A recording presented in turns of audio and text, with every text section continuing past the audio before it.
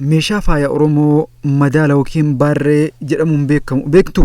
Baarreen sirna fuudhaaf heeruma Oromoo Arsii keessatti seera qaba. Murtii seeraas qaba. Durbi Oromoo Arsii gaafa heerumtu meeshaalee ittiin wayyoomtu kanneen akka siiqqee, baarree, boraatii, buqqee, urgoo fi gaadiifaa isaan akka hangafaatti maqaan dhahamuudhaan.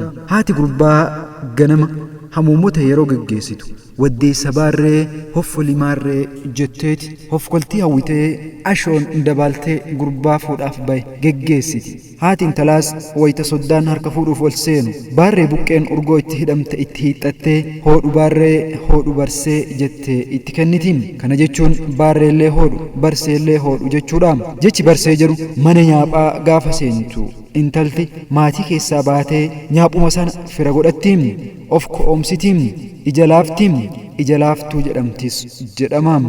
Oromoon sirna garagaraatiif kan itti fayyadamu meeshaalee aadaa faaya bareedaan kanneen faayaman hedduu qaba.